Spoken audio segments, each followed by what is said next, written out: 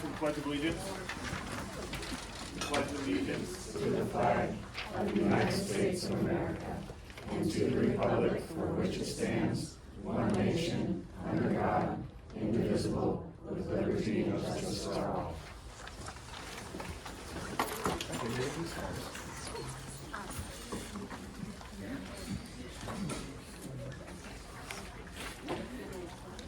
Okay, opening business, the first thing we're going to be doing is approving the minutes. There's a couple sets of minutes that need to be approved. I make a motion that we approve the minutes as presented. I second. Any questions or concerns on that? I have a question, and maybe it'll be addressed in the meeting, I don't know. Let's see, in the superintendent's report from last month, she said on August 24th, she'd be having lunch with some of the other superintendents in the county to see how we could collaborate and strengthen our schools, and I'm just wondering if we have a report on what you came up with, or how that meeting went. Would you like me to respond now? Okay, it was a general meeting of Western Montana superintendents. There's roughly maybe 30 people there. Some politicians were there who were going for positions, so that took up a large part of the conversation. Nothing new other than we're watching where we go with monies and what's happening and the struggles of enrollment and things of that nature. So it wasn't an intimate relationship. I did speak to them about our need for mental health services and support for teachers in the classroom and for our students and our families. Thank you. Any other questions or concerns on that? The only thing I noticed, I was informed a little bit earlier, under public participation on non-agenda items, Eric Diamond, his last name was spelled a little wrong. It's Dimond. That was the only thing I noticed. Not a big thing, just. Any other questions or concerns on those?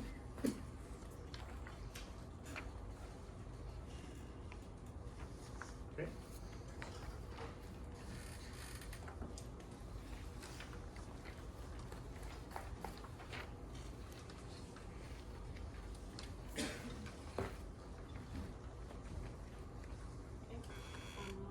Monica. Yes. Lana. Or, sorry, Steve. Yes. Lana. Yes. Ellen. Yes. Bo. Yes. Approval of the bills and warrants. I move we approve the bills and warrants as presented. I'll second that. Any questions or concerns with the bills or the warrants?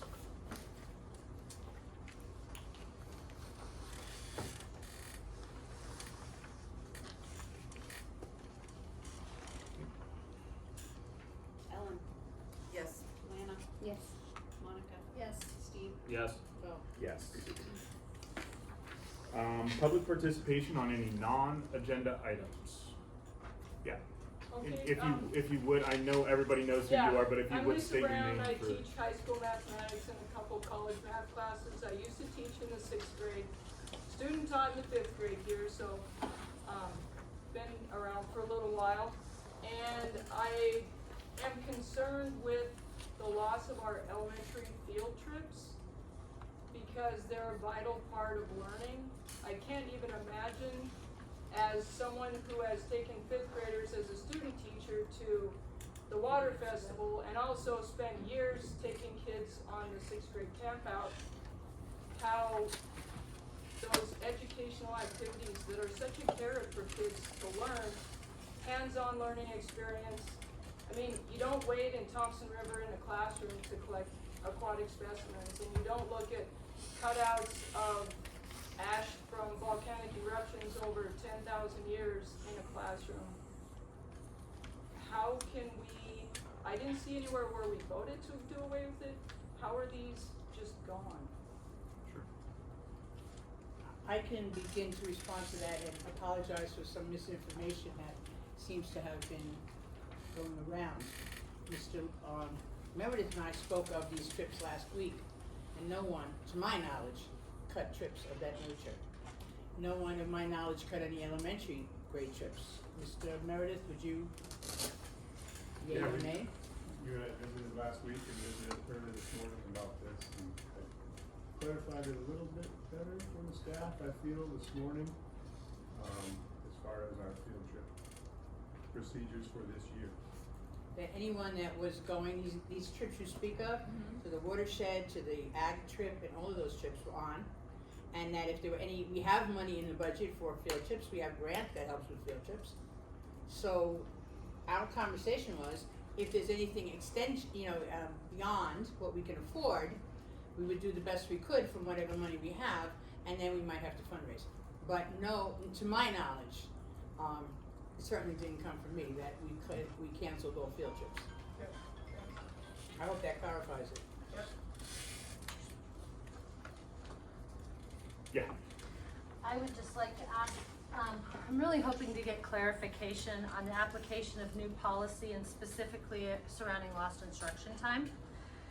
As you all know, because I've been here 2 meetings before, our kids lost extracurricular events. And at one meeting, my daughter came to you all and tried to pitch a community value-added benefit of hosting a hoops camp. And you all sat here and nodded your heads, and she went to admin and asked for dates she could have the gym, and she had it all planned out, and nobody ever got back to her. And then our high school basketball coach said I would give up my coaching stipend to make sure these kids can go to the tip-off tournament for basketball. And we were told that it was not all money, it was lost instruction time, and that's fine.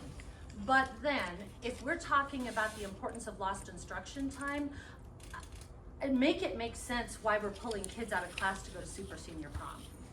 And make it make sense why we're pulling kids out of class to do the trunk or treat event. Not only our elementary students, but our high school students who are now gonna go direct the elementary kids to the trunks that the teachers have to decorate on their own dime and their own time. This doesn't make sense to me. Either lost instruction time is important or it's not, but it has to be meaningful to the kids. And you had kids come to you and say, we want to work for this, we want to fundraise for this, and nothing happened. My 14-year-old daughter came up with an entire business plan to hold a hoops camp, and nobody had the wherewithal to get back to her and say, yes, you can have the gym these dates. So I understand the Super Senior Prom and the trunk or treat might be important to admin because it looks really good in the newspapers, but I will point out that trunk or treat and all of the things that surround Halloween have been happening in our community for decades, because I'm one of the business owners that's handing out candy all afternoon, and there are Lions Club people that have been donating hot dogs and their time. There's 4 churches in town who put on trunk or treat activities, and that's where we're gonna pull lost instruction time, but we're gonna take it away from our kids who work hard all summer and 6 o'clock in the morning to go to open gym for 1 day of a tip-off tournament. And I will reiterate again, those items that were cut from our kids' extracurricular were not cut equitably, and nobody's ever addressed that either. So I just want somebody to make this policy make sense to me, to my kid, to her friends who are willing to work hard for the things they value, but be pulled out of class time for the things that they may not find important. So I am begging you as a board to look very hard at what you're pulling from our kids under the guise of lost instructional time and what's important to them. There's a lot of us who are alumni who made a conscious decision to come back and raise our kids here because we wanted the experience that we had. And if you want to build community in a town, what's the biggest venue in town? The elementary Christmas concerts, high school homecoming games, basketball games. People turn out because they want to see our kids working hard and doing things they enjoy. I don't think they care about a Super Senior Prom, and I don't think they care whether our teachers are having to go the extra mile to put a trunk or treat together when the downtown businesses and Lions Club and 4 churches in town are taking care of it. So I respectfully ask, somebody please explain to me how we're going to apply lost instructional time when our kids are willing to fundraise for the stuff that's important to them.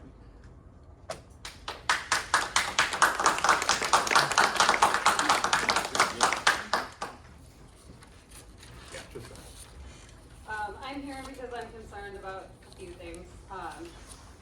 I agree with some of what was one of my biggest concerns right now is I've been to a lot of meetings over the years, and there's always been a lack of ample classroom space. And we're always talking about supporting students' mental health.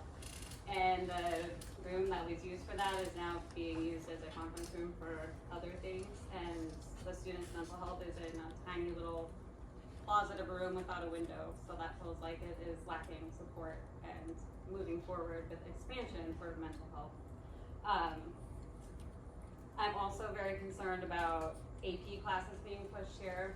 I recently took my daughter to college in Bozeman, and dual credits are kind of the new thing for colleges, especially if you want to go beyond your undergrad. A lot of the AP classes actually don't count once you want to go to grad school or medical school. And to me, it just seems like we should keep up with the times. If it's changing at a higher ed standpoint, we should really focus on offering and being competitive. We're already seeing a decline in enrollment. We should absolutely be a competitive school like we used to be. We used to have some of the highest test scores here, and I think a lot of things are on the decline, and we really need to pay attention. Thank you.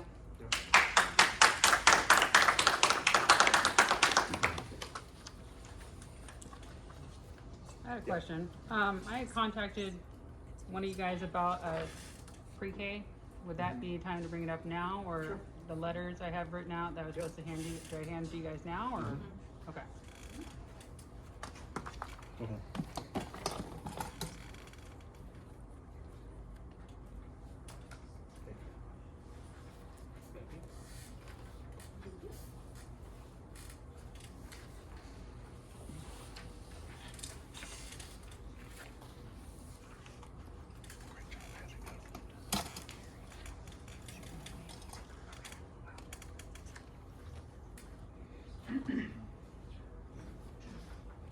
Do I need to discuss it, or just, I mean, I've never been to a meeting, so I don't know how this goes. I've been listening to everyone, but do you guys just read it and then I'll get an answer, or? You can talk however much you would like about it. Okay, We're not gonna be able to respond, but you can explain, your thought process on it and where you're coming from. That's totally okay.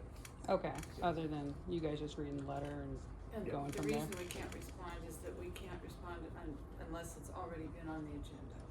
Right, well, I had emailed and to see about getting it on the agenda, and I don't see it on here, so I'm not sure. You have the complaint letter though, right? Policy 1700, you have the complaint letter, that's the next step. You did all the other steps. So this. Well, I is don't wanna before. complain until I know for sure what's gonna go from here. I mean, what am I complaining You about? didn't get the answer that you were looking for from two people, so now you're going to the board to appeal it. Right, alright, so, That's your okay, right. that's why I would complain, you're saying, okay. That's your right. So, speak your piece. What she's saying. Oh, speak it now. Yeah. Well, geez, I didn't do well in speech You class, can so. stand on this side, you can be right in front of the camera and everything.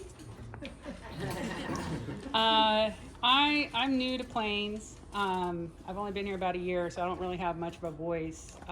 But I have been around, and this is the first school district I've come to that doesn't have a pre-K or anything really close enough for kids my son's age. So I'm struggling to understand why the school doesn't offer anything, or maybe I just don't know about it because I haven't talked to the right people. But it sounds like there's nothing for anybody who doesn't qualify for kindergarten to go into, except for paying out of pocket for 2 places that I've heard of. So, and the curriculum there isn't quite what I would like it, so for him to be into. So, I'm trying to figure out what can be done about it as far as, I know there's like a law passed for Kinderstart or something from what I've researched. So, I would like to see if something could be done about it so, they're not struggling for when they do start kindergarten because of their age, just because they didn't meet the September 10th deadline. Either the date be moved or, allow some kids to go through if they're ready. I feel like they're getting left behind, and if they're, they're ready and eager to learn and start kindergarten, then they should be given a chance to, or at least, something else to fall back into, like pre-K, so. Thank you.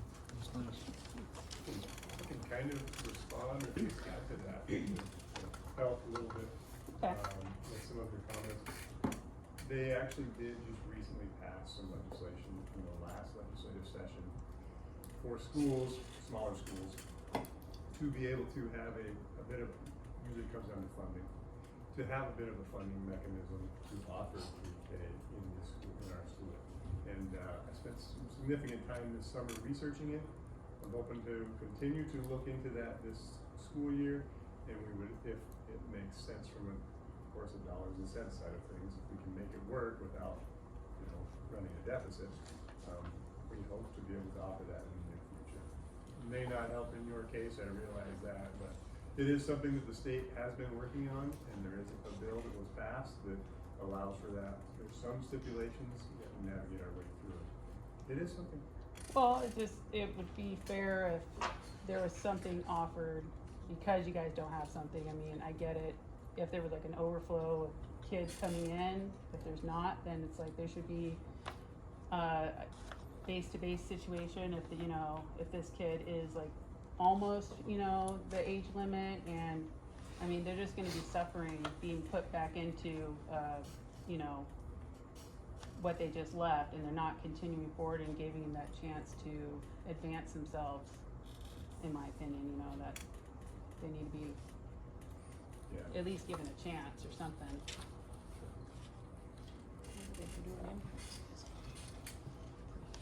Anybody else on any non-agenda items? Yeah.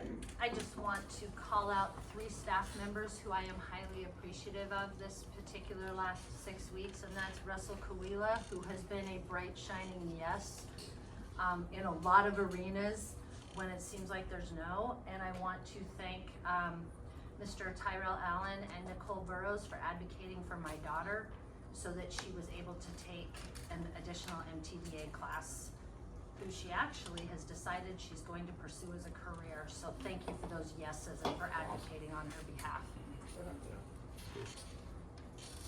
Okay, anybody else on any non-agenda items? I did want to say something, but it was all really good stuff they And said. Dustin, state your name. Zachary Halata. Yep. And I came actually just to ask something that was lighthearted, and it was more like, how could we get a different dance? But then after hearing all that, I was like, oh man, I should probably shut up, but I'm not going to. It's not my thing. As Spur would know. But I was going to ask is, how do we get like a winter formal, or just instead of just prom, like other dances? Because once again, coming from another place, I've been here not that long either, but we had like winter formals and other things like that, and there was just prom, and that's for seniors. And I love dancing, so I teach my son how to dance, and I was like, why don't we have anything for dancing and that etiquette of people getting together and how to act properly and social gatherings and stuff like that. Part of fundraising. Thank you. Part of fundraising, yes, yeah, sorry. But I just found that out with the PTO too. You want me to PTA. respond to that? Yes. Yeah. So that'll be student council, Yeah. that'll be my club. Traditionally, we've always had a winter formal. Usually we have a spring fling of some sort as well. It comes down to what the kids would like to put on. I know that they are planning to do that this year. Sweet, that is really cool. Yeah, I know, it's a smaller school and they all go there and everything. Get it, all That right. is going to happen. Thank you for your guys' time. Thank you. Anybody else? I try to be loud.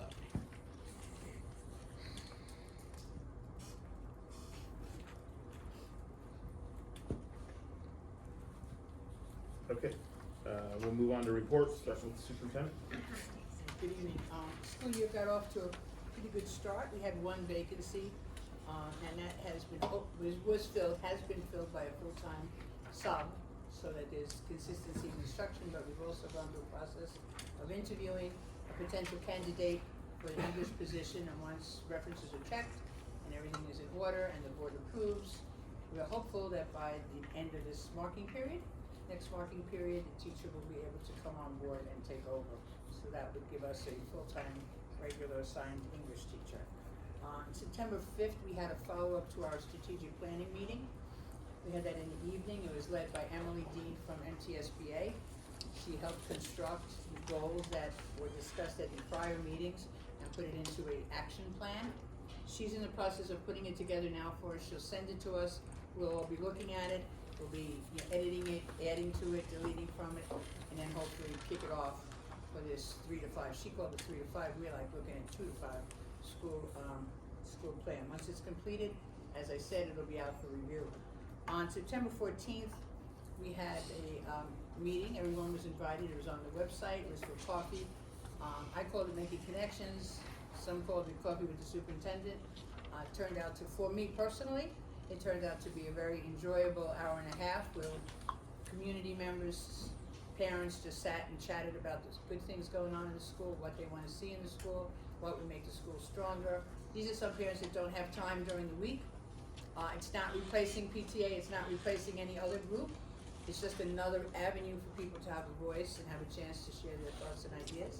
The good that came out of it from their point of view is they got to meet people in the community, across the community, and share some information. So, and I appreciate some of the folks that were there on Saturday here tonight, because that's what we want to do. We want to build your voice and have you here as members of the school board and actively engage in the business of the schools and what goes on.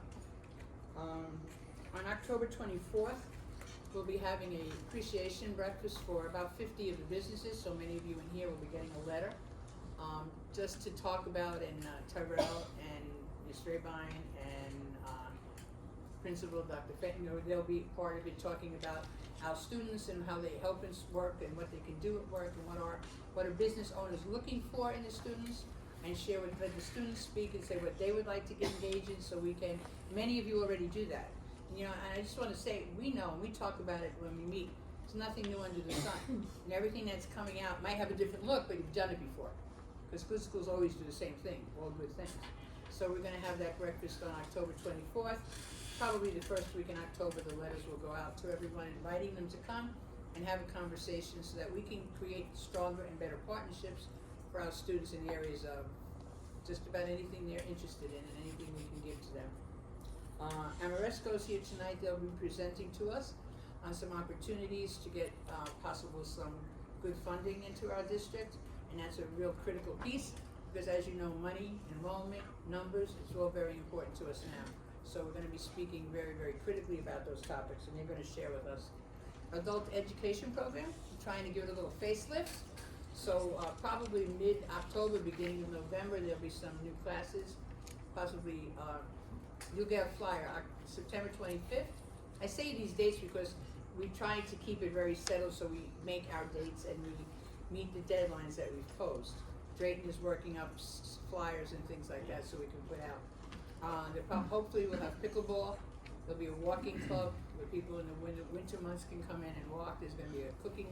Again, you've done all this before, but we're going to try to expand this because people have, so interest will be going out to everyone. Are you interested? Would you like to? We already have textiles. Mrs. Hagerman is already doing that and continuing that great class. So if you have a thought or an idea and you want to email me or stop one of the principals and tell them, hey, could you look into this? I'm looking into a cybersecurity thing, possibly in the beginning of the new year, so people can talk about VPNs and things like that. That's important, and run by people in the community. You know, so that's another gift, I think. And I think that's really what I have for now. Thank you. Mr. Merritt. All right. I'll try to keep this somewhat short. A couple things to talk about in your guys' packet. You should have kind of an enrollment numbers packet, and so I put together the September enrollment every month. Of course, you guys get the numbers on what our full enrollment looks like. And sometimes September's kind of funny because that's the beginning of the year, so it takes a little bit of time figuring out who is gone, and we have to make sure they're out of the system, and who's our new students, and they're in the system, so we get an accurate number. Usually by the board meeting, it works out, because third Monday. And so, after I did that, I got to looking at our numbers, and we knew they were low. They were actually ended up being lower than I thought they would be. So I put together that chart for you to look at, and looked at the historical enrollments of Plain schools in the month of September since 2009. And if you look at that chart, it was kind of interesting because it just goes up and down about every 3-4 years. But also, if you look at this year's enrollment is by far the lowest we've had in 15 years. And so, concerning a little bit. And just, that's kind of a nice, I guess it's a nice graphic to give us an idea of where we're at. So with that, that, of course, as far as our job, my job, Dr. Pettinger, Dr. Walsh, that gets us to thinking about our school and our size, and we know that we are funded per pupil. And so then we have to start talking about, having those conversations about what is that gonna look like if this trend continues, or if this enrollment doesn't bump up. And so then I attach some of those accreditation rules that tell us how many students per classroom and things like that. And that's always a hard conversation to have, never easy. But enrollment is what is tied to our funding, and so it's a conversation that we probably have to start having. So just wanted you to be able to see that. I will tell you this decline in enrollment, if you look, I attached a national study. They're seeing this in public schools, particularly across the nation. We're being impacted by it, I think, a little bit more. Our percentages are definitely higher than the percentages I was looking at in that study, but nonetheless the same direction. So, of course, that was for your guys' information, but just know that those conversations, public conversations, we're going to have. On some more lighthearted information. So our newsletter, I added the newsletter into your guys' packet. That was the back to school August and September newsletter. I think most folks have seen that. A lot of it was back to school information, so by now we're in the swing of things and it's somewhat dated. But one thing that I generally try to put, and I couldn't put it in there this fall because I just had so much information, but we still are doing the Montana Food Bank Network backpack program. And that's where we add, it's already a pre-packaged package of food in certain backpacks of our students on Friday or Thursday, the day before the weekend. And those are designated families that we have communicated with. That program is through the Montana Food Bank Network. It gets delivered here about once every 2 months, and it's actually provided to us by a grant.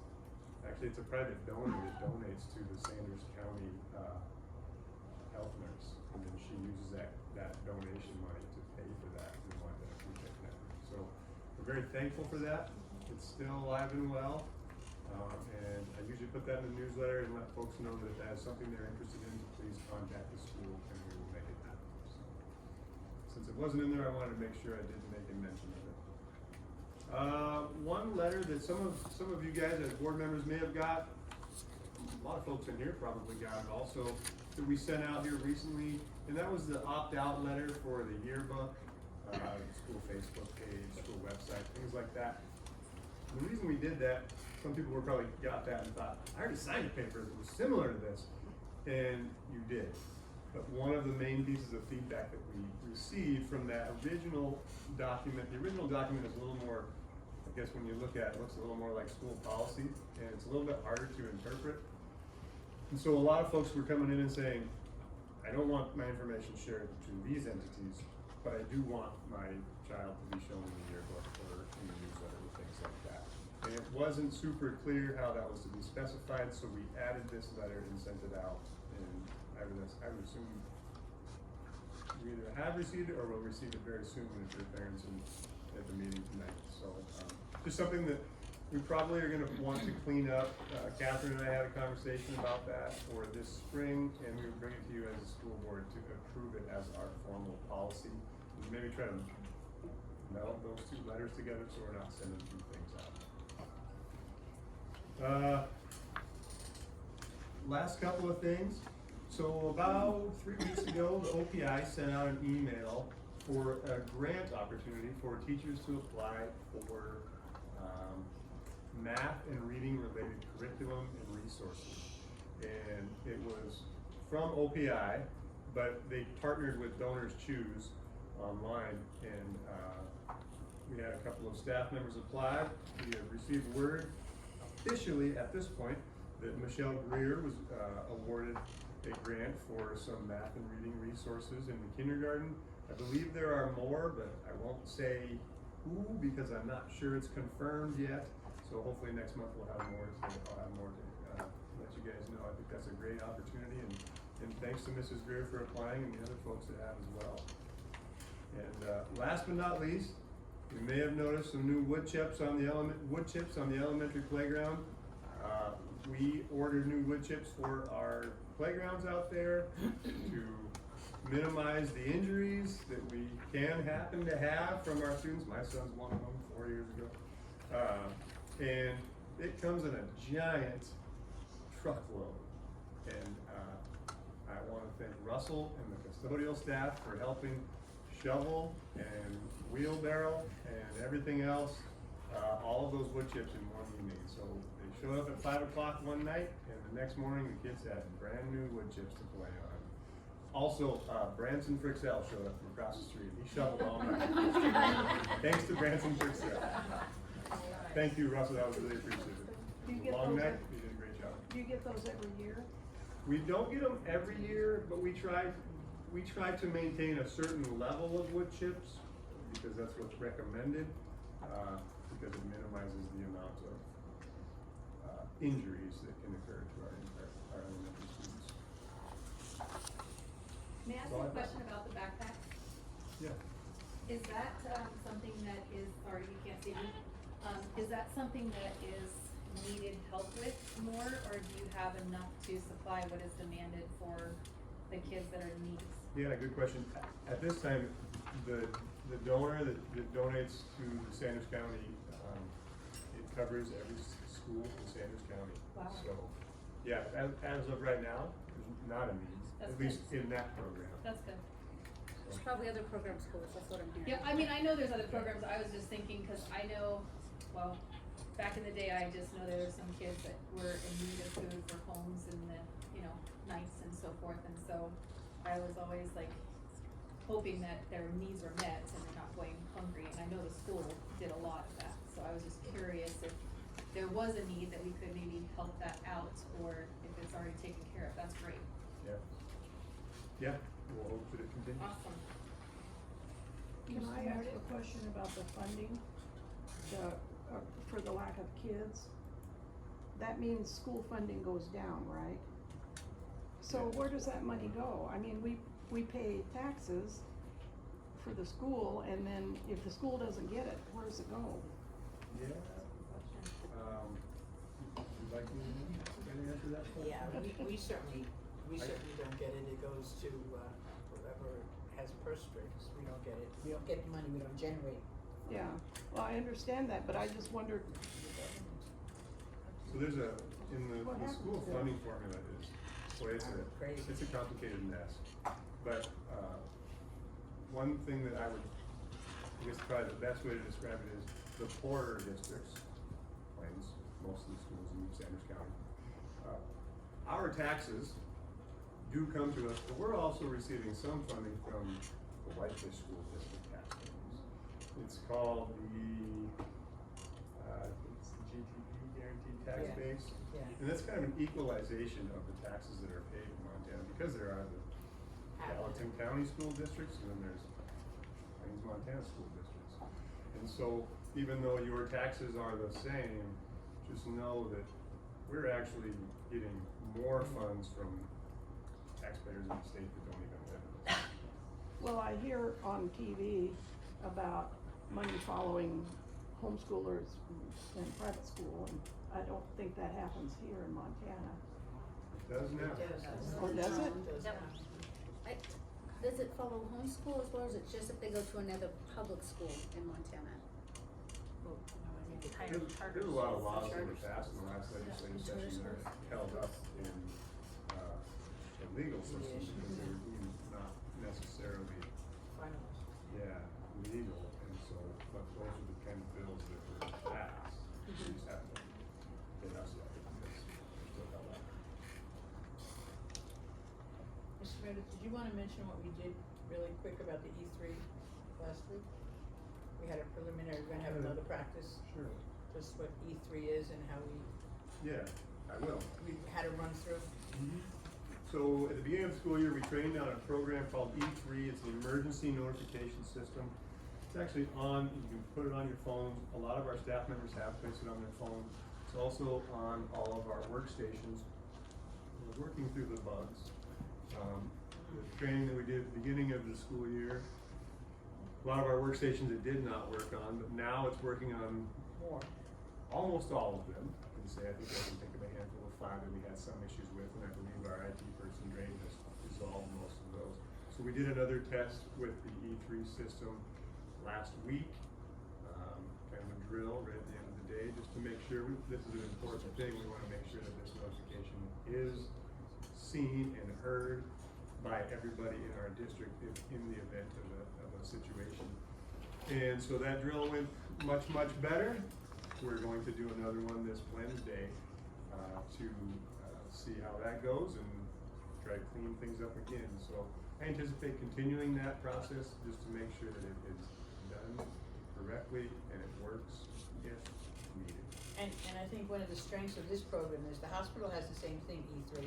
And I spoke with Chief Josephson today, and he is very much aware, and it gives you a very quick response time for, for the police department in the event of a problem. The hospitals, from what they told me, is very pleased with it to date and what it does for them. So I think that's really a nice cohesive group around us that we're all doing the same thing and similar things, just to be safe. Hopefully we never have to use it. Thank you, Mr. Mayor.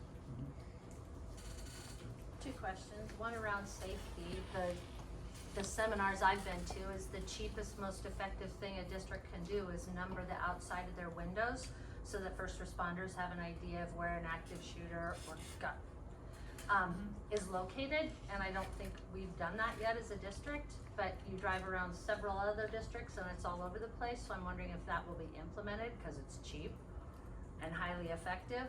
My second question is in follow-up to the supplemental information that was posted in the board packet, and Mr. Meredith alluded to class sizes and enrollment declines, but if I read that correctly, over the last 15 years, our enrollment has never warranted where we have to have 2 FTE principals for accreditation. Am I reading that wrong? Nope, you're right. Okay, because I know that came up in a conversation about when we're running a levy, are we taking away from an instructional interface with teachers, or are we taking away, I'm in business, the C-suite, or supplementing that with a dean of students or something else that's far less expensive than 2 principals? And it looks to me like we've never been within 80 students of needing 2 FTEs, so I'm wondering if that's something we'll start looking at seriously if numbers continue to decline. I think we have to look at the whole picture, and everything has to be put on the table openly and honestly. And we have begun these conversations internally with us, and the board will engage shortly. And we'll be having just those same conversations. About admin and Everybody. teachers. Everybody. Okay. It impacts everyone. Just to be clear, I did add that in, it was on there. I saw it, yeah, it just That didn't get component, brought up in the the conversation, accreditation so, portion about yep, principals and- just clarifying. Okay, Dr. Page. Well, the high school's off to a great start. I've thoroughly enjoyed working with the staff, and the students have been fabulous. We have a mentor teacher for our new band teacher, and she's been fantastic in supporting our new teacher, our band teacher. We've had a lot of students who have chosen to stay in band or try band for the first time who have commented on really liking it. So our band program is a success. We have had a lot of talks and conversations about homecoming, so that's gonna happen next month. So I hope everybody's ready for some fun activities with homecoming. I'm not sure about the dance for homecoming yet, but it might happen, you never know. Our high school drama club has been practicing after school. Their first performance will be in late October, so I'm sure you'll advertise for that in the next couple weeks. Our middle school students are working, junior high students are working on a digital citizenship program just to help in response to cyber bullying and just being responsible on the internet. So we have a lot of great things happening in the high school. And I'm working on starting a newsletter, so for next month, hopefully, get that started. But I just appreciate everybody's patience and support as we get started, and being new here, I really appreciate a lot of the support I've received, so everyone. We'll move on to unfinished business, and we'll go with ESSER Funds COVID-19 update. ESSER funds end September 30th, so we are in the process of tying up every penny and every piece that we can to see that it was spent out, and it has been with the HVAC installations and things like that you'll see later on. We had the opportunity to buy some instructional materials for the classrooms just as an ancillary piece for the teachers in reading and writing. Mrs. Meredith, the librarian, helped me identify some need areas. She spoke to some folks, got some ideas, because I don't want to give anything back. And it was good information, so our title teachers and our it's K-12, writing and reading programs, not programs, but practices and kits and things that teachers can use as a support if they differentiate instruction. So that's where we stand with ESSER. Okay, we'll move on to new business. First, we'll start off with some board recognition. The Patriotic Art Contest winners that we had Ireland Corbin. Let's tell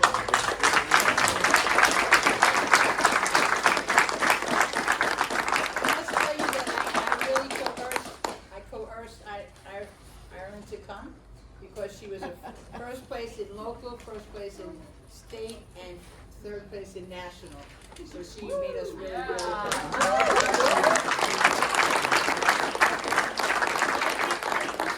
I think Mrs. Cole should stand next to her and have her picture taken, because Mrs. Cole is another unsung hero in the back who is the catalyst for this. I had Ireland write it down that she was going to come, put it in writing, and she comes to the meeting tonight. So she kept her word.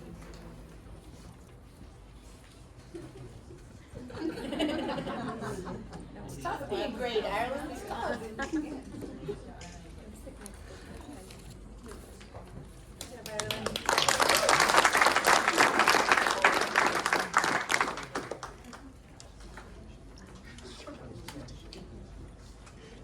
And then we had another one, and that was Victoria Swanson, and she is.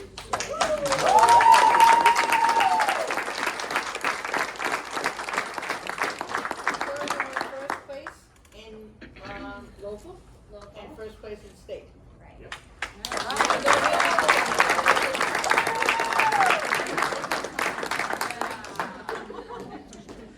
Celebrities. This is HEPA stuff. Very good, thank you. Congratulations. I know, I'm the next person. And then we'll just present this to Mrs. Greer for the Choice Donor Grant.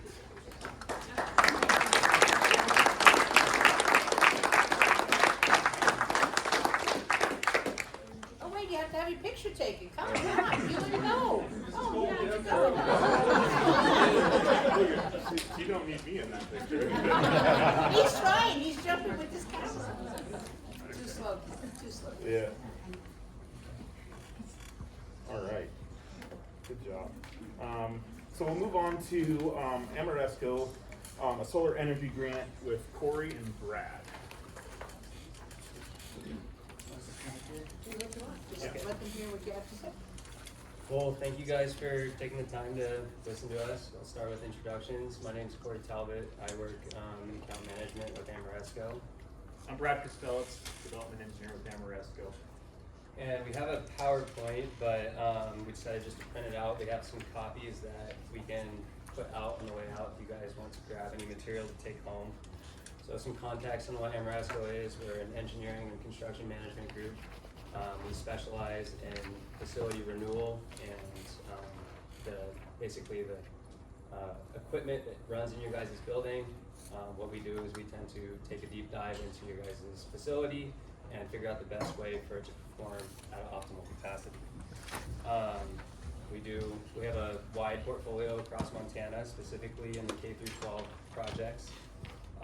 In the past 5+ years, we have done work through Charlo School District, Havre, Polson, and Livingston.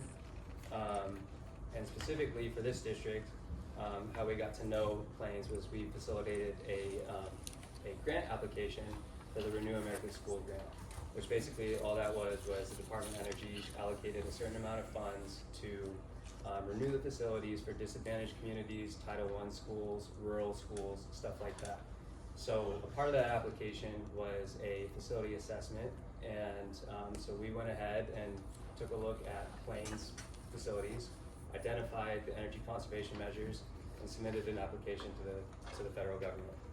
Unfortunately, Montana did not receive any awards from the Department of Energy this year. However, there could potentially be another round next year where we can basically keep telling the story about Plains and the needs that Plains School District has. So Brad's going to talk a little bit about our findings for the Plains School District, and then we'll kind of discuss next steps. Yeah, so when we did our facilities walkthrough assessment, overall, let me say you guys have pretty good facilities here. I mean, in comparison to many school districts I've been through, your maintenance staff has done a great job, and you guys obviously are trying to keep your facilities up to par. Now, there are still issues and still areas that need to be improved. So we identified there's some HVAC energy conservation measures that could be done. You have good boiler systems, but we could upgrade some and make them more efficient. Some of the classroom units, we have dampers that aren't working, siding that's failing. You need some new roofs in a couple areas, a couple HVAC units, and some of this you may have done with the ESSER money, as you just reported earlier, and other stuff may still need to be done. I know there's some power issues or electrical infrastructure issues throughout this school, over at the football field, where if somebody wants a cup of coffee and they go to plug it in, all of a sudden, who's powering the concessions? At least that's what I've been told. So we identified opportunities like that. I know there's some windows that might need to be replaced at some point. Generally, pretty good, but still definitely opportunities to do. There's solar opportunities here. You guys are with Northwestern Energy, so you could put a net metering solar PV system on, help reduce your energy costs. So those are a few items. Try to keep it at a high level for you. So, kind of to piggyback off what Brad is saying, is that the whole point of what we're looking at is to improve your guys' operational costs. Therefore, you guys can spend that money elsewhere, and those needs, whether it be for textbooks or, a new facility that you're trying to build. However, in these small rural areas, a lot of times there is not a ton of money. So, as for the next steps, one of the things that we're going to be consistently looking at are grant opportunities. So I mentioned the Renew America School grant. There could potentially be a round 3. We don't know how much money of that pool of money that the Department of Energy had given out and how much is left over. So if there's a round 3, we're going to resubmit on behalf of Plains School District. Now this year, Plains had to partner with Hot Springs because there was a number of facilities requirement, which was 10, there's tiers, 10, 15, and 20 actual standalone facilities with their own meters. Those rules could be subject for change. They've changed every year so far. So that's one of the grants that we'll be looking at for next year. Another grant that we're going to take a deeper dive into that just recently was released, so we need to make sure that Plains qualifies for this grant, is the Office of Clean Energy Demonstrations Grant. Very similar to the Renew America Schools. It's coming down from the feds. It's the Department of Energy. It has a lot to do with rural and disadvantaged communities needing facility renewal and improving their energy consumption and the performance of their facilities. Brad mentioned Northwestern Energy.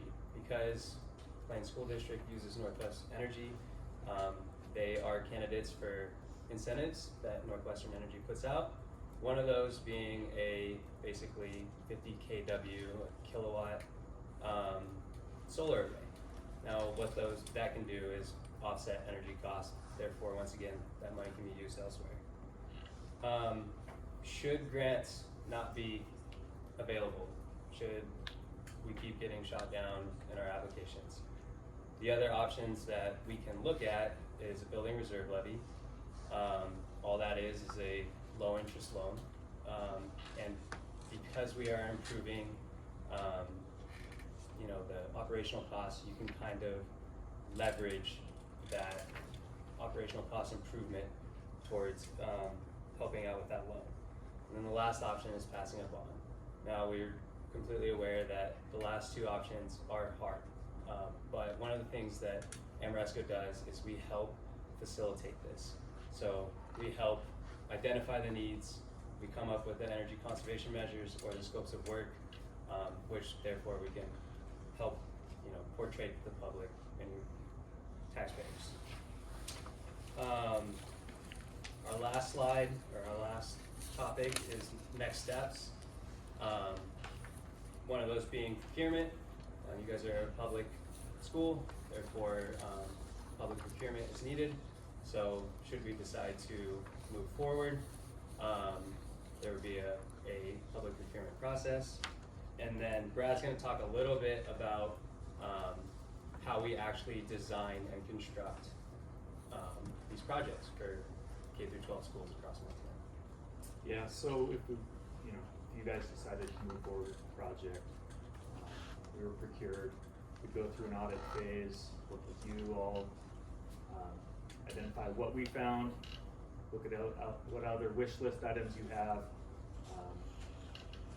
basically develop a scope, go take that into the design process, engineering or architectural, and what all the needs are. Take that out for bid, go through the construction process, and then we would commission the systems, make sure everything's operating right, and then do measurement and verification that you're seeing good savings and good operation of the systems. So that would kind of be the project development implementation phase of a project. So that is kind of the gist of what we have been working with Kathleen and you guys as maintenance staff here at the district. The bottom line is that we are here to try and improve the facility's performance and therefore longevity. So we're identifying the stuff that has potential to fail, therefore increasing the longevity, and also trying to improve the performance. Therefore, you guys spend less money at the utility bill. And that's it. Can we take? Yes. So. Yeah. Yes, Northwestern Energy has a list of incentives for their utility clients. One of those is a 50 kW, and 50 kW is the max, solar array that you guys can use to supplement your guys' energy here, and also decrease your guys' energy bill. We have done this for school districts. Specifically, the most recent was Livingston Public Schools, and it's working fine. It's a ballasted system on the roof, and it helps offset those energy bills. So if you guys want to do something like that, Ameresco would help in that grant application. How recent was that? We did Livingston 2 years ago, correct? And you say it's working fine. What does that mean exactly? Are these substantial savings? Are these minimal savings?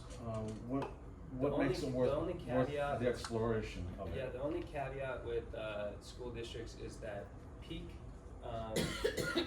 load, like when the sun shows the most, is when you guys are out of school. So you guys aren't using a lot of that energy. But in the spring, in the fall, and even in winter, it is still gonna offset, some of those operational costs. So, the Northwestern Energy has a net metering peak or maximum of 50 kW. So you basically tie into the meter. So when you're out of school, if it's sunny out, if it's producing solar rays, producing electricity, if the school district isn't using enough, it's actually going to spin the meter backwards, essentially. So you can be reducing your electrical bill. When school's in session, likely you're using all the electrical that it would produce. It's not coming from utility, it's coming from the solar array. I don't know exactly, I'm trying to remember what the numbers were for Livingston, but it can be in the, 8 to 10,000, 12,000 a year savings. What percentage is that? 8 to 10,000. For you guys? 50 kW. Right. Can't be, what, a tenth of what this building uses? Especially in the winter? Put me on the spot, I can't remember what the numbers are, but no, you guys So use. we're here for it, put you on the I spot. know. You're saying we're gonna save you money. How do you get paid? What's the savings we're gonna see? Well, when we develop a project, I could tell you all those answers. Okay. We're not to that stage yet, but. So you're doing this as pro bono, you're doing this as, hopefully we'll get a project.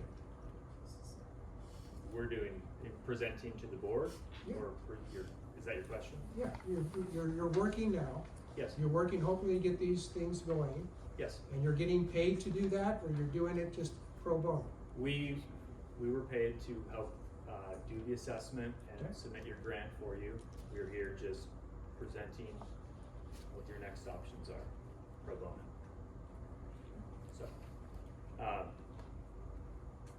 I can figure out what the savings would be, and I don't recall how much energy you guys use off the top of my head, but I'm saying 50 kW doesn't seem like a lot. it's not, I mean, well, it's a pretty good size, that's a pretty good size system, but no, is it For a huge? home, small business, for a school? I don't think that percentage is that Unfortunately, great. that's what Northwestern Energy's limit is. I understand that. Yeah, so, I mean, that's I as large as understand we that's can their go. limit, and I understand that's the most they can get. But if it's not covered by a grant, I'm assuming that's pretty damn expensive. This is a grant. This is a grant given That is a by grant by. If we get Northwestern. approved. Yeah. Yes. Yeah, if you get approved. So this is just one of the options that is available to you guys right now. To try to bring in some other. Gotcha. All we're Gotcha, here okay. to do, to present to you guys is some options that can improve your guys' operational costs. And- Northwest Energy is one of them. And some of the members of the board wanted to know just more information about this Sure. particular one because it was available to us now. Perfect. Right. Yeah. And does this solar array include the cost of hooking back into the system, the electrical grid? Yes, It's all the included total in- project in would one? include hooking into the electrical meter and the Isn't it required just a thing electrical, that comes and gets set and? the required, There you the go. required electrical upgrades for the system. Yeah. So, because it's grant funded, can you sell energy back to the grid? Because you talk about it, With the 50 kW limit, which is net metering, yes, you that's part can of their sell it agreement. back to the grid. If you guys always used over, if you used higher than 50 kW year round, we could put a solar array on the other side of the meter and basically make sure it doesn't feed back, and then you just use it all up. But since it's not always that case, yeah, it is essentially sold back, yeah, or reduced from your bill. So would that money throughout the summer go back to where we could reuse it for the school in the winter? That's what you're saying, right? Yeah. Essentially, we could Yeah, you would be- repocket that, put it back towards Yeah, that, right? you'd be reducing your, if you produced more than you used in the summer, you'd have a negative invoice, essentially. Get a credit, yeah, that's. Yeah, get a credit. Thank you, guys. Thank you. Thanks, guys. Thank you.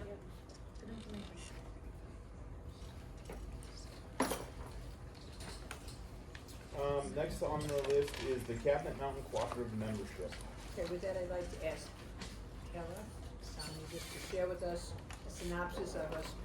What I'm just asking the board to do tonight is to join partially the co-op not in Sure. total, and to see what benefits by joining partially the district can benefit from. Yeah. And if you would, re-explain that, I know you explained You it bet. at the meeting, but tell us what is in the best interest of our district and what will. Well, joining fully. Well, No, I'm just kidding. Partially. So I'm Taylor Salmi. And I'm how will our children benefit? Special Ed Director for the Cabinet Mountain Co-op. I'm also a speech language pathologist. I'm from Hot Springs, Montana, so just down the road. Not a entity far away, and we serve 9 different districts within the Sanders, Mineral, and Lincoln counties. And basically, I think what you guys are considering tonight is what we call a partial membership to the Cabinet Mountain Co-op. So you're not going to get the full benefit of the co-op, which is all of the related service providers and a special education director. But what you would get is the following services. So I kind of wrote this. These are the takeaways, and this is 100% free of charge for Plains Public Schools to join partially. So I think that that's the big takeaway, is it costs Plains Public Schools $0 to be a part of the co-op on paper. But you would get instant access to a certified MANT trainer, which a lot of you probably don't know what MANT is, but for any of our students in special education and or in the general education setting that may require a behavioral intervention that leads to a hold, all staff members that engage in that activity have to be certified to do that. We employ a certified MANT trainer, and then that would be a service that you would get free of charge to Plains Public Schools. Another free pro bono that you would get would be any on-site professional development that the district may want. That would be an optional thing. I wouldn't make you have that, but if you had specific trainings that you wanted on a variety of different educational topics, or that any of our related services providers could provide, we would be happy to do that free of charge. Consultation with the special education director to navigate difficult situations that may arise. Our other 2 districts that are partially participating, particularly Libby, that's what they utilize us the most for, is if you have a contentious or difficult situation that arises between the district and parents, they will have me come in and facilitate those conversations, to just kind of be a neutral party at the table and someone that knows special education in and out, to help facilitate those conversations and making sure that we're meeting all of the needs of kids. And then the other add-on benefit that's super exciting for Plains Public Schools is you could get up to $3,000 extra in funding, which would be no cost to you. But what happens when a district joins the co-op is it opens up a pot of money that the state provides us that no one gets if you're not part of the co-op. So by not being part of the co-op, there's thousands of dollars just sitting at the state that no one gets. If you join the co-op gets that money, and as a deal that we would work out with Plains Public Schools, we would then flow a portion of that money back to the district. So the co-op would benefit financially and the district would benefit financially. $3,000 doesn't seem like a ton of money, but it's enough to buy some equipment or books or other things. I think the other thing that joining the co-op, no one ever gives me a soapbox to talk because I could talk all day. Some people know that about me. But the other benefit is, in the event that Plains Public Schools ever needed a service that you weren't able to provide or didn't have, the ability for you to access that service would be much quicker. There would be a charge for any services that you got. Or if you decided to pivot to a full membership where you got the whole array of what our services are, you're not having to wait the whole year to do that because you're already on paper a member of our co-op. So I think that that's another safety net. I know that everybody that works in public education knows that recruitment and retention of specialized people and teachers in general is incredibly difficult. So if you find yourself in the position where you have a student that moves in and you absolutely need services, by being a partial member of the co-op, you already have us on your books. We would have to work out what the cost of that is on a per service basis, but I just think it's a safety net for school districts in general. And in all honesty, and I'm not even just saying this because I want you to do this, there is zero negative benefit from Plains Public Schools joining in a partial membership fashion. It costs you $0. You don't have to ever allow any of us in the building. Like, you could literally never see us. Or you could see us as much as you want. If you wanted to see us more, we're happy to come. It's right on my way home. But I just think that there's so many benefits, and I could redo the entire presentation if you wanted. I don't think you guys want that. But honestly, it's a benefit to us at the co-op because like when we talk about funding for the co-op is going down as well. I mean, our funding is directly tied to A and B, just like every district. We don't get hit quite as hard as the districts do because we're more federally funded. However, it does hit us, and so even small amounts from districts partially joining, it helps our budget and allows us to provide more services for kids, even if they're not in your district, they're in Sanders County. And so I think that that's really exciting. It also opens the door for collaboration, and just that ability to, if you have a difficult situation that arises in your district, the likelihood that we have faced that in one of our 9 other districts is pretty high. And just that ability to reach out and collaborate with professionals that have gone through some of the similar situations is really, really helpful, I think, for our districts. And yeah, the price to join fully is $161,000. I'll just throw that in case you want to go there, but it's a $450,000 benefit. And just let me ask so you can clarify. Yeah, please ask questions. I do much better on The Q&A. partial joining would be of no cost to the district. District might get a few $1,000s back and would not impact our staff. No, I mean there would literally be no impact to Plains Public Schools in a negative fashion from partial. In all honesty, I don't know why 100% of schools in Montana don't join co-ops just to open this door for funding, because it's silly to let the state just sit on money that could be going back to districts. So I there really just is no negative. One of the concerns was that our shifting in staff, and we have a very competent, capable, excellent staff, as you know, and you heard about the things that they do. So I just want to be sure that people understand we're not looking to do any changes in staff. We're not looking. We're looking to secure some other source of resources for our kids and our teachers, and it won't cost us anything. And all should join. Absolutely, and I hesitate to put like an exact dollar amount on the amount of money that Plains could get, because until you guys were to join on paper, OPI can't tell me how much money the co-op would get. And so I would hate to be like, oh, you're gonna get $5,000, and then I'm like, oh, nope, change my mind, you're not. So I say up to $3,000, because I base it pretty comparably to some of our other partially participating districts with similar A and Bs. So I would feel very comfortable saying up to $3,000. And then we would have to do what's called an MOU every year in April for districts that are partially participating. I develop an MOU that is signed by your superintendent and me that just kind of negotiates what that is. Another thing that I can see like in the future for Plains Public Schools, if I was a guessing person, is in the event that your school psychologist that you currently contract with is unable to contract with Plains, that would be a service exchange that we could work out right through an MOU without you having to join fully also. Maybe instead of exchanging money, we're exchanging a service. So I think that the only service that we could never negotiate at this point for the MOU would be our occupational therapist, because we only have one, and she's very heavily utilized, and we love her very much, and we can't share her too much right now. But in the event that her caseload went down, that might change. Not that she wouldn't be open and willing to do some consultation, but it just wouldn't be a direct service we could exchange. When does the decision have to be made? Basically today. You have to notify us by October 1st. So Plains Public Schools has to notify us by October 1st if you want to do that. We then vote and notify you, and then this doesn't go into effect until next school year. Yeah. Thank you. Yeah, no problem. And I'm happy to answer any other questions. I have a question. Sure. So we've been to, like, our kids used to go to a school that had a co-op. Can you speak a Oh, little yeah, louder? sorry. So we've been to a school before with that utilized a co-op like yours. Do you guys get funding per kid that is using that service? No.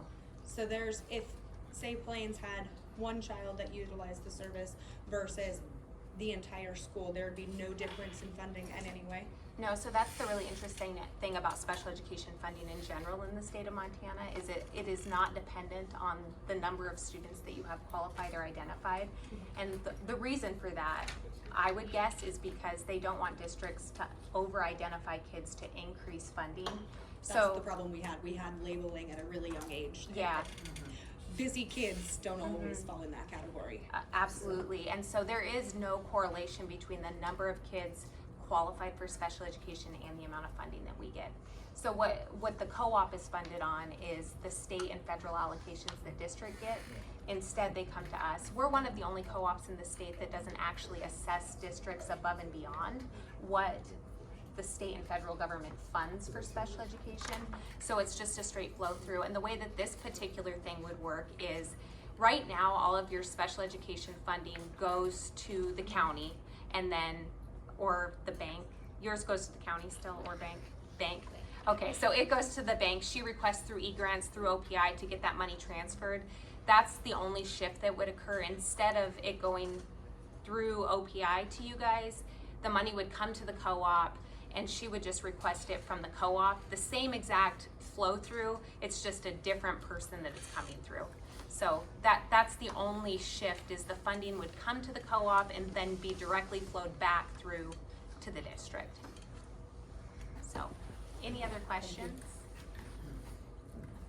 Comments or concerns? Can we make a motion? Yeah, get a motion on the I table. move that we approve the Cabinet Mountain Cooperative membership for partial enrollment next week. Ellen, did you have a question? Yes, I have a couple of questions. You said that there's $3,000 in funding that would go to the co-op, and then a portion of it would flow back partially to the districts. No. So I would guess that the co-op, I really don't know, because it's a very convoluted formula for how it's calculated. Part of it is A and B, part of it is the miles we have to travel on a road to get here. I would guess the co-op would get $13,000 for you guys being a part of the co-op. So then what I'm saying is that $3,000 of that would then come back to the district, and the co-op would keep $10,000, and instead we would exchange services or trainings in some capacity. I mean, all of those things would be up for negotiation, but that would be the benefit to the co-op, is that there's a financial benefit to us. Our funding goes up slightly. The benefit to Plains Public Schools could be partially a little bit financial, or it could be services. We do it differently. So in Libby doesn't get a dime from us. They don't take any money from us. We exchange it all in services. And so once a month we go up and do their speech and language evaluations. I do professional development for their entire K-12 staff, and I facilitate all of their difficult meetings. In Troy Public Schools, it's completely financial. They don't get any services whatsoever from us, and they only get the $4,000 that we flow back through to them. So it's really just negotiated. You were saying that your funding is going down.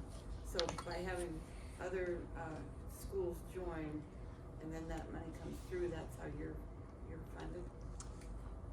Well, we would get a bump in funding from you being a part of it. Our overall funding is going down, just like Plains Public School, just like most schools in Montana. But why is that? Because of declining enrollment. Okay. Yeah, so like Idea B funds, the state allocation block grants, all of those, when the school districts lose enrollment, and not special education students, it's just overall enrollment. When enrollment goes down in our districts, our funding unfortunately goes down. And you guys took a hit in your Idea B and state special education funding at a district level, but Plains Public Schools themselves would not lose a dime of money that you would get regardless of membership by being part of the co-op. And we would gain money, but it's money that you wouldn't get if you're not part of the co-op. No one gets it. So I might not have explained that super well. Yeah, but you would get a bump in funding as well.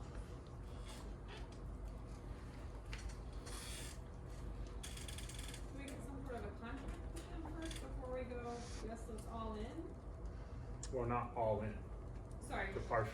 that we're partial. Yeah. Do we know what that entails, other than what Fort Taylor's trying to figure out that makes sense? Yeah, so there's a draft MOU that I sent out that explains, so basically what the MOU says is all of your funding comes to the co-op, 100% of that funding goes back to the district, and then the co-op keeps whatever portion of the money that we agree upon at the co-op level, but there would be a contract that would be signed by the district and the co-op. So it wouldn't be a full, like, Taylor has full control over this. Yeah, that'd be scary for all of us. Is there any penalties for leaving? No.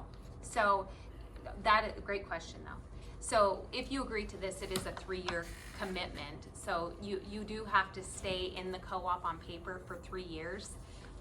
And then at that point, if you chose to not sign what we call the interlocal agreement, you would just go out, and then that money would, instead of coming to the co-op, stay at OPI.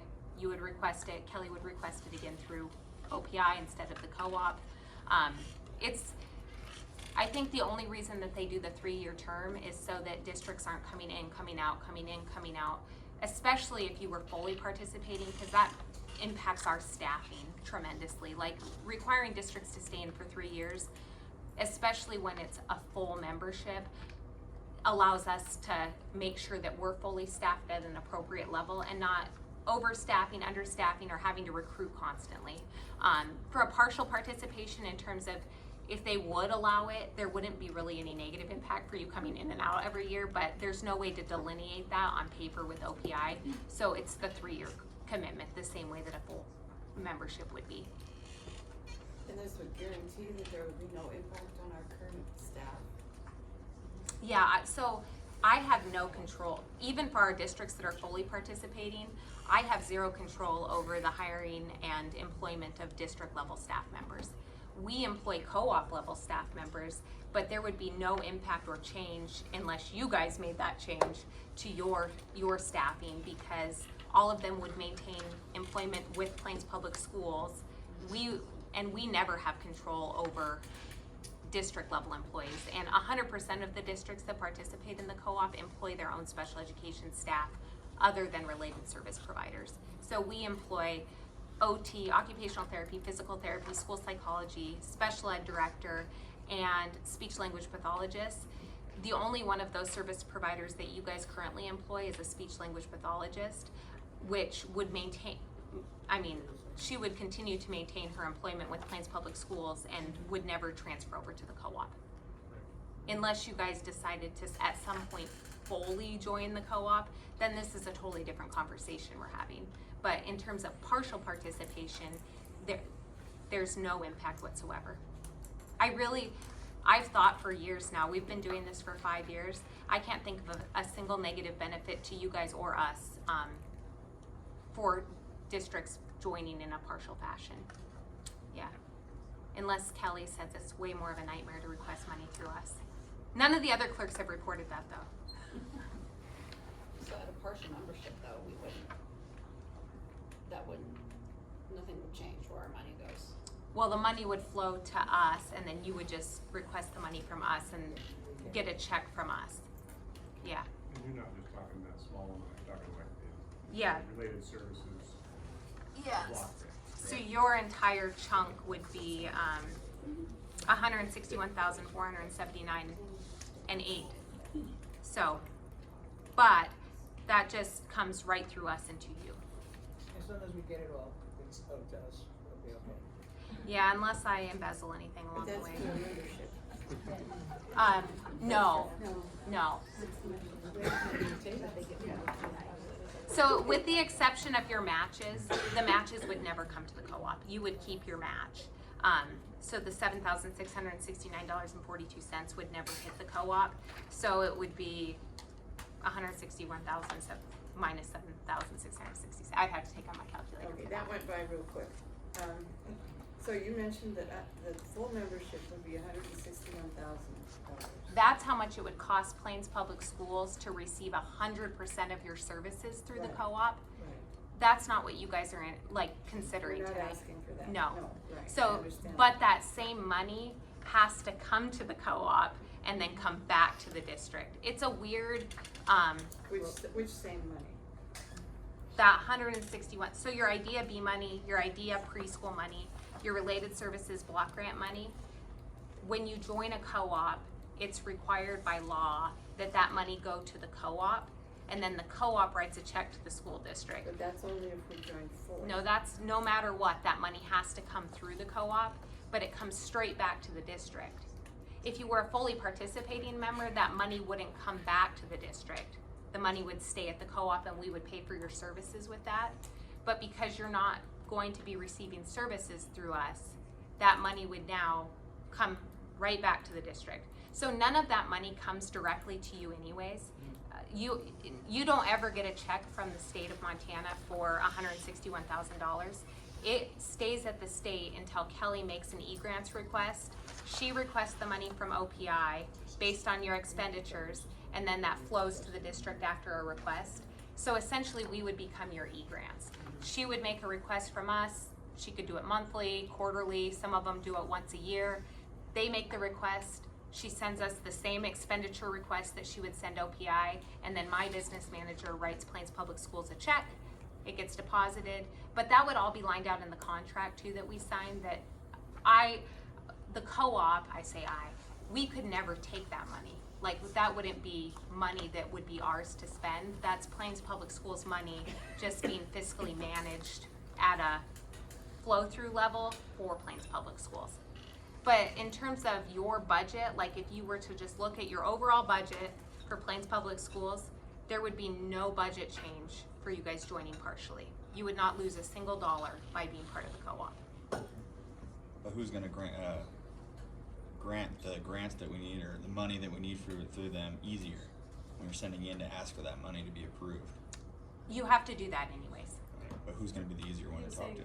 Is it easier to go through e-grants or is it easier to go through you guys? As far as Or are our you gonna staff have to approve go the same through? stuff? In all honesty, I would say it's easier to go through us because it's an email to us and we write a check versus having to submit it to OPI, have OPI approve it. In terms of which one's easier, Kelly would be able to better answer that. I just really don't think it makes a difference because it's the same process.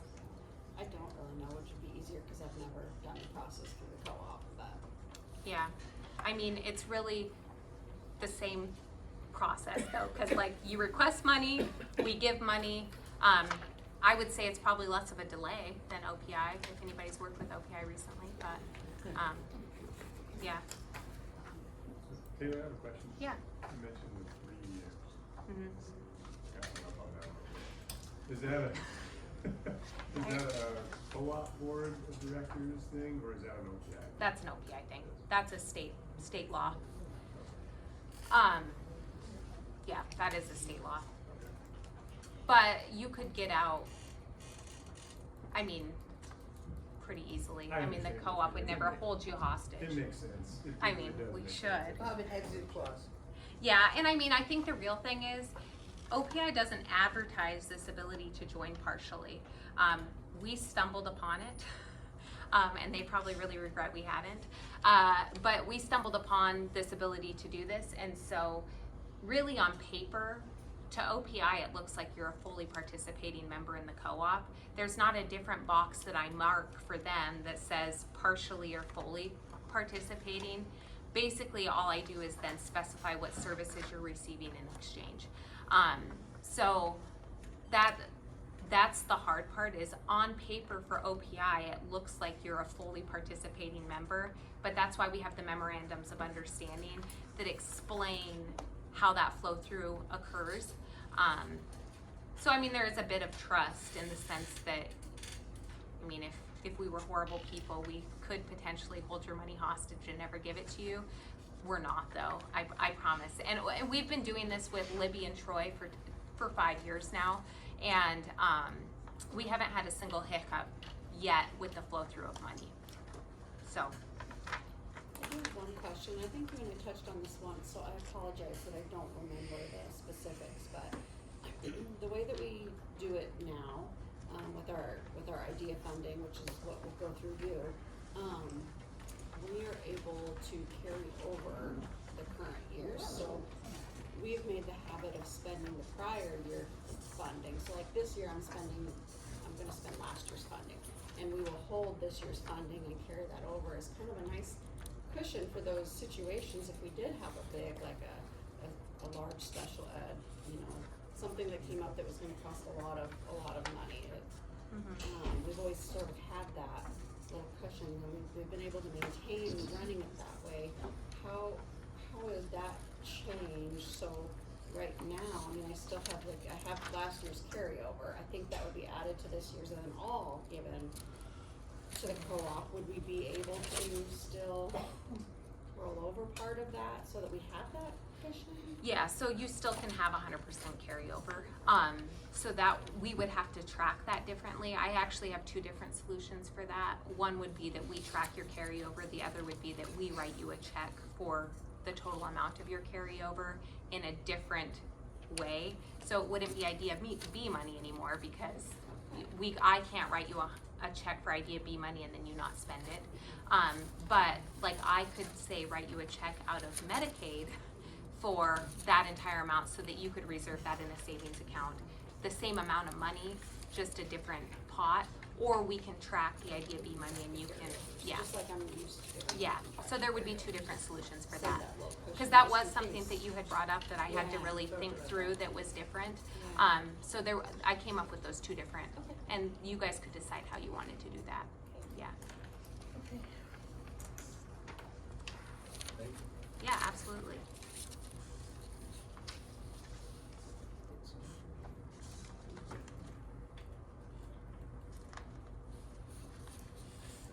Okay.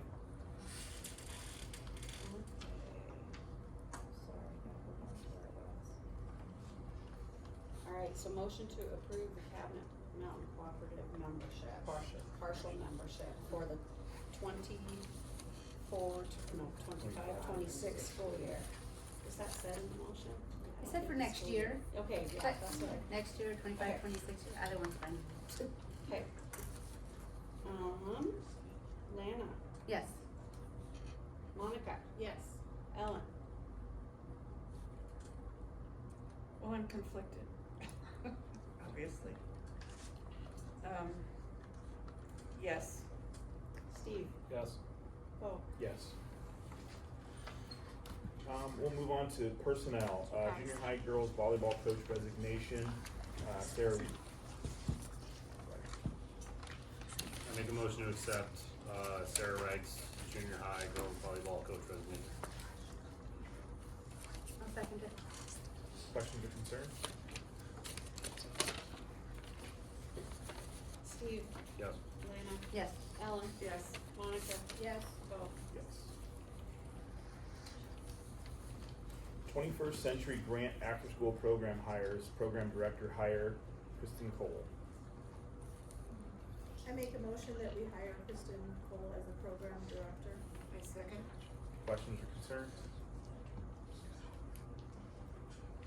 Okay. Monica, Yes. Ellen, Yes. Lana, Yes. Steve, Yes. Bo. Yes. Data entry hire, Catherine Elliott. I move that we approve Catherine Elliott as the data entry hire. Second. Questions or concerns with that? Okay. Lana, Yes. Ellen, Yes. Monica, Yes. Steve, Yes. Bo. Yes. Tutor hire, Lisa Brown. I move that we approve Lisa Brown as the tutor hire. I'll second.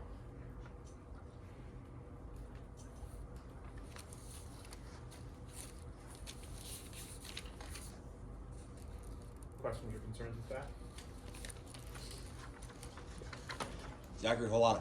Why aren't we using any other students for tutors or anything like that, and maybe are higher up in math or other things like that? I think they do a little bit, but this is the overall head of that part Like of bunch that. or- okay, cool. Okay.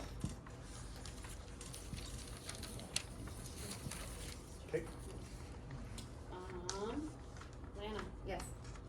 Monica, Yes. Ellen, Yes. Steve, Yes. Bo. Yes. Tutor hire Lara Hagerman. I make a motion that we hire Laura Hagerman as the tutor. Hired. Second. Questions or concerns with that? Okay. Monica, Yes. Ellen, Yes. Lana, Yes. Steve, Yes. Bo. Yes. K6 program staff, Jill Louse.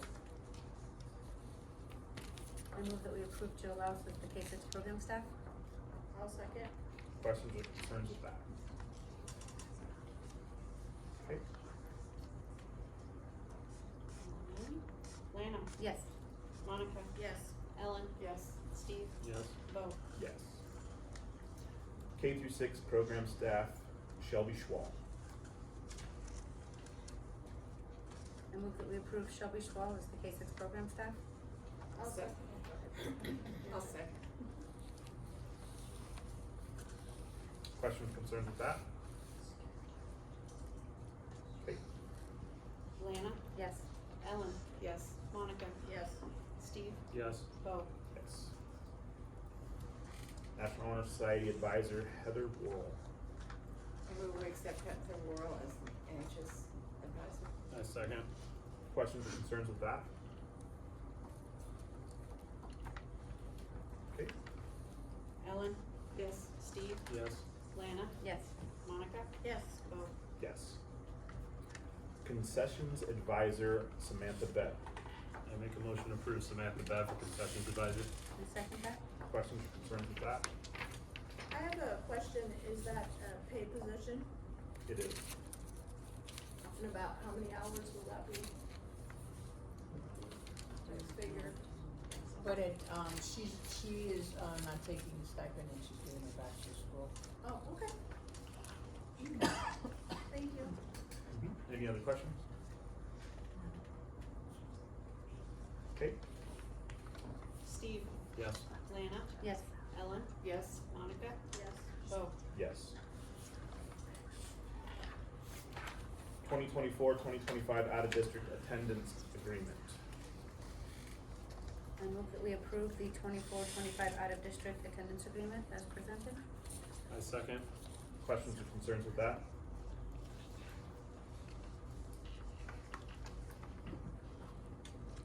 I have one question.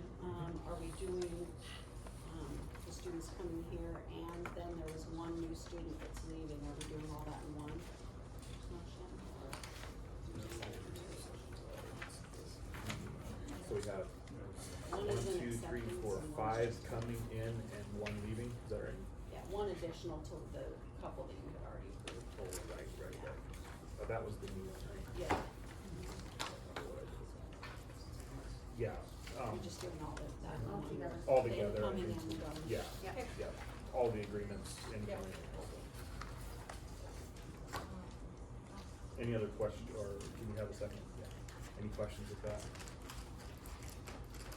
Yeah, Can I ask what the number is going in and out? 5 and 1, 5 in, 1 out. I didn't want, thank you.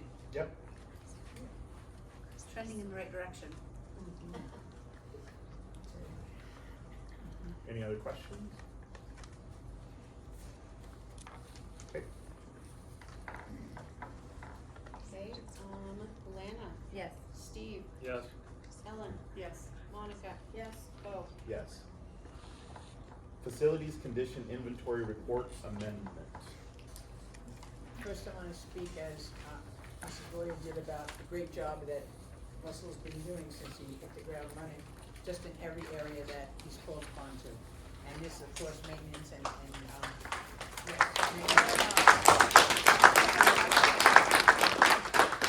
His is homegrown. It's a great pride, like, it's homegrown.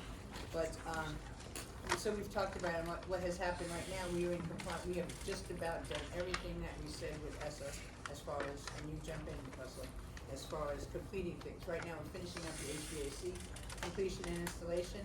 That will cost us a little bit of money that we have aside for that. But what we're recommending to the board tonight and looking at facilities is aligned with what Amoresco shared with us. And that's looking at our roof in the high school, which is in great need of repair, and looking at the siding on the junior high building. And then, of course, the electrical pieces that we have around that need upgraded and strengthened. So that's where we'll be looking at, not only looking for grants, but looking to put our money to fixing those things, because that will strengthen the infrastructure, the roof. Russ, I don't know if you want to speak on the roof, and doesn't he want to talk about it? The roof's gonna be the number one priority. Mr. Folk can attest, anytime we get more than a steady rain, there's a couple weeks bringing it into danger, so.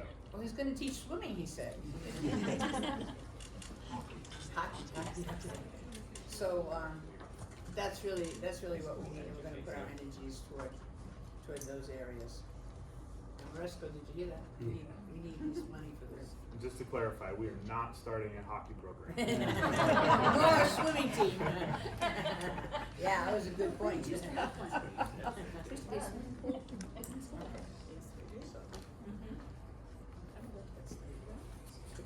Do we need to vote on that amendment in order to enter it, right? So we need to have a first and a second to enter into the looking into parameters that look into that. Okay, this is just a motion to accept like inventory, yeah. Just, yeah. Okay, I move that we accept the facilities condition inventory report as presented. I second. Any other questions or concerns with that? Yeah. I have a questioning statement, but it doesn't concern that. It's more about my daughter. I know it's out of line with the agenda, but if you want to get through with that, if I'm allowed, can I make a statement and question after that? Well, that is gonna be for the non-agenda portion of it. But I would encourage you to talk to us afterwards. Okay. If that's okay. Yes, absolutely. Any other questions or concerns on that? So this said that, I just wanna make sure I understand this right, using the permissively levy building reserve funds to do that, or are we going to allow Amoresco to sort of navigate other funding options for these items since they've also identified them as items? As needed by the mayor, so if we can get grant funded first, that's where we want We're gonna go to anyone we can go to. I think we're to the point where we have to start looking at how to make that happen and opening up that. We can always explore other funding options, but this allows us to use our building reserve for any of these things that We need to, we're always looking to get money and funding for everything.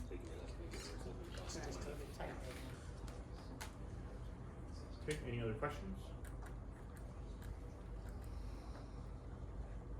Okay, Okay, so Lana, Yes. Steve, Yes. Helen, Yes. Monica. Yes. Bo. yes. We'll adjourn our meeting at 8:37. Just wanna thank all of you for coming, I love seeing community members, it makes for a better board meeting.